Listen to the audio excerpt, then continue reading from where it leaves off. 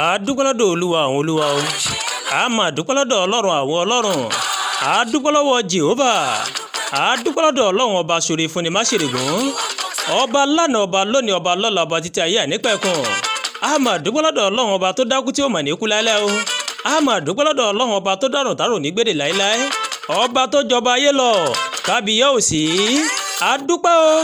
o ọkùnrin ẹ̀dìdí obìnrin ẹ̀dìdí ọmọdé ẹ̀dìdí àgbàlagbà ẹ̀dìdé onílé ẹ̀dìdí àlejò ẹ̀dìdé ẹ̀já bá bàbá wa bàbá àdùnnà ẹ̀já bá bàbá wa bàbá alálùbáríkà ìyẹn assistant pastor Matthew Kọ́láwọlé Adéníyì ẹ̀já wá bá wọn yọ̀ lọ́jọ́ tòní Ọlọ́run ọba Ẹlẹ́dùmarè tún kàwọn ẹ̀ máa láyè lọ́jọ́ tòní tẹ́ bá ń gbọ́ 80 years kì í máa ṣe kékeré nú ayé kéèyàn tó ka méní méjì mẹ́ta mẹ́rin márùn kó tó pé 80 years kì í máa ṣe kékeré ọdún akí bàbá wa pastor Matthew Kọ́láwọlé Adéníyì a kú ọjọ́ ìbí tòní bàbá àdùnnà a kú ọjọ́ ìbí tòní bàbá alálùbáríkà mo bá yín yọ̀ bàbá ẹ rí ọmọ tó ti inú yín jáde ẹ tún wá rí ọmọ irú àánú báyìí ó mọ̀ sọ wọ́n bàbá wa pastor Matthew Kọ́láwọlé Adéníyì a kú orí tó ká lọ́jọ́ tòní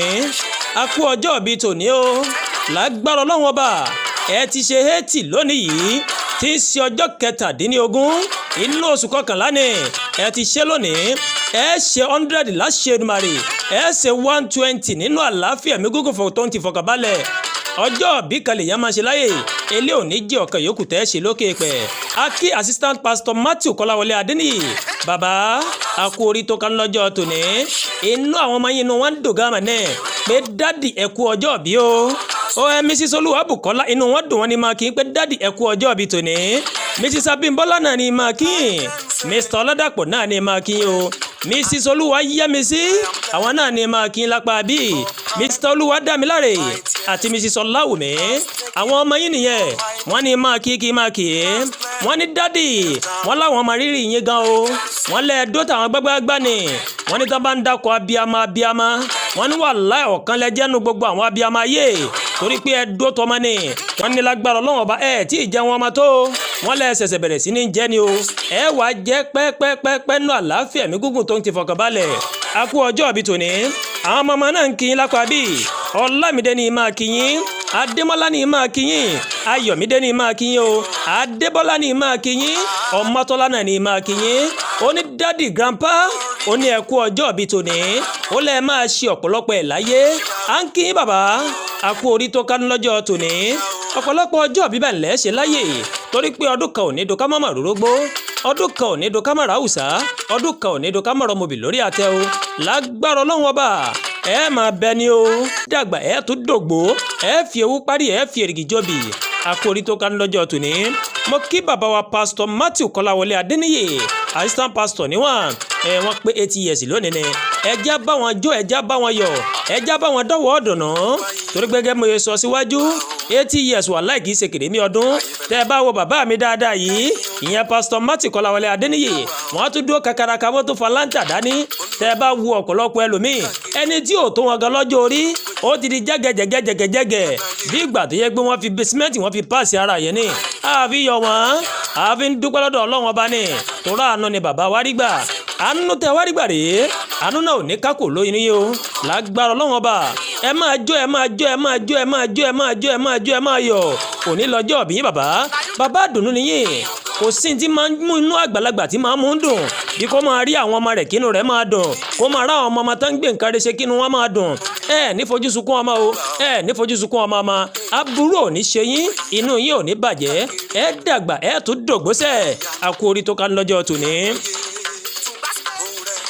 ẹ jẹ́ ń sáré kí bàbá mi bàbá àdùnnú yìí ṣe bẹ́yìn lọ́mọ mọ́rọ́mọ́jì ara àjagun adó ọmọ adó rẹ̀gírẹ̀gì ọmọ ìjà tóró gbọ́ ọmọ onílù kan ọmọ mògóòsù ọmọ agbádé lọ́ba lórí ọmọ gbẹ̀jù ọmọ olódò dẹ o mo kí bàbá mi ẹ kú ọjọ́ ìbí tòní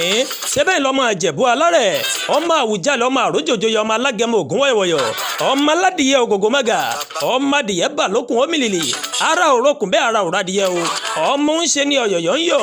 ọ̀yọ̀yọ̀ máyọ̀ mọ̀ ń ṣe ni òní ìpani o ọmọ dúdú lé ọmọ bẹ́ẹ̀ ṣe ń jọ́ sí pupa tó mọ bẹ́ẹ̀ sí òmà sí ń lé o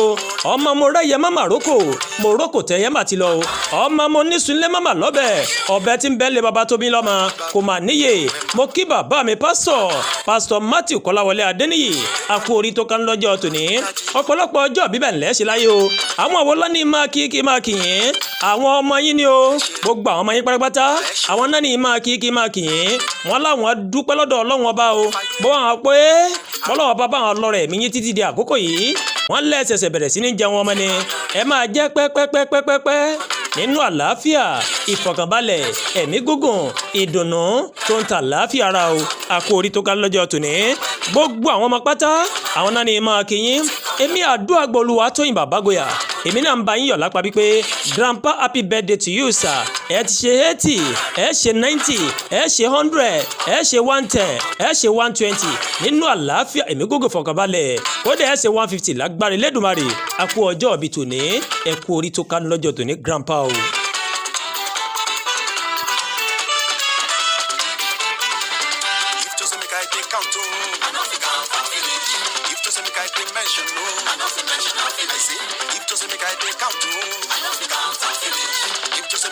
Mention, I know the mention, I finish. No return, no admission, no return, no return.